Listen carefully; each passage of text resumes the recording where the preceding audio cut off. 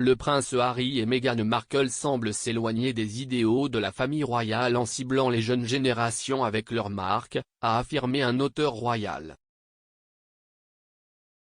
Le mois dernier, le duc de Sussex, 37 ans, a commenté la grande démission qui voit des gens quitter leur emploi pour donner la priorité à leur santé mentale et à leur bonheur. Un expert royal a affirmé que le duc avait été influencé par sa femme, car l'image de marque du couple semblait devenir plus progressiste et en contact avec les jeunes générations. Selon l'auteur royal Pauline McLaren, les récents commentaires du duc de Sussex sur la priorité à notre santé mentale sont particulièrement populaires pour son public cible et celui de Meghan. Elle affirme que Meghan et Harry sont plus attrayants pour la jeune génération que la famille royale établie. Elle note que c'est parce que Harry dit qu'il est normal d'abandonner la course folle qui voit les gens se battre dans une lutte pour la richesse ou le pouvoir, dans un mouvement qui, selon elle, a une ambiance hippie. Madame McLaren, professeure de marketing et de recherche sur les consommateurs à l'Université Royal Holloway, a ajouté que le sujet des personnes cherchant activement à changer leur situation pour se rendre plus satisfait était une tendance certaine à l'heure actuelle. Elle a déclaré, il y a aussi une réévaluation de ce à quoi les gens dépensent leur argent et une plus grande volonté de rechercher la qualité de vie plutôt que de rechercher la richesse économique juste pour le plaisir. Elle a déclaré à express.co.uk, plutôt que d'être déconnecté, sa célébration des démissions d'emploi résonnera particulièrement auprès du public cible de Harry et Meghan, les millénials et la génération Z. Je suis sûr que ces opinions sont influencées par Meghan, mais elles correspondent également à leur image de marque commune pour les raisons ci-dessus. Madame McLaren, qui a coécrit le livre Royal Fever, a ajouté, cela semble être une étape supplémentaire dans la construction de la marque Sussex comme très indépendante de la famille royale et la montrant beaucoup plus progressiste et en contact avec les jeunes générations. Il y a même une ambiance hippie à propos de l'idée d'abandonner la course folle et de rechercher un style de vie plus épanoui.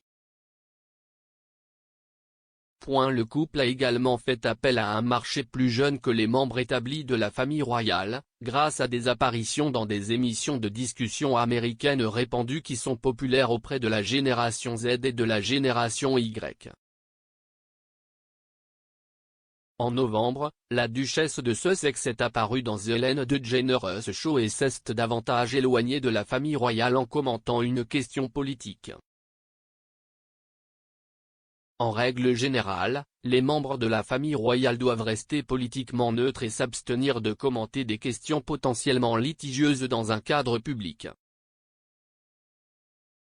Depuis qu'elle a quitté ses fonctions royales, la duchesse a écrit des lettres au Congrès américain appelant à un congé parental payé pour tous les citoyens et en a discuté avec Hélène lors de sa comparution.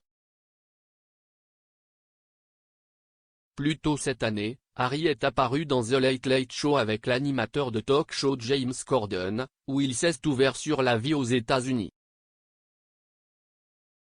Après s'être éloignés des fonctions royales, Harry et Meghan se sont installés à Montecito, en Californie, où ils vivent avec 2 enfants, Archie, 2 ans, et Lilibet, née en juin.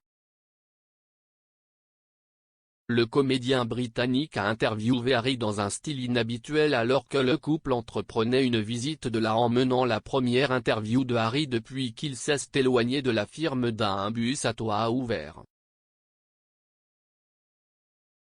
Tout en savourant un thé de l'après-midi au soleil et en admirant le paysage, Harry a également chanté la chanson thème Fresh Prince of Bel-Air et a insisté sur le fait que même s'il n'est plus un royal actif, lui et Meghan sont toujours déterminés à être des défenseurs et militants.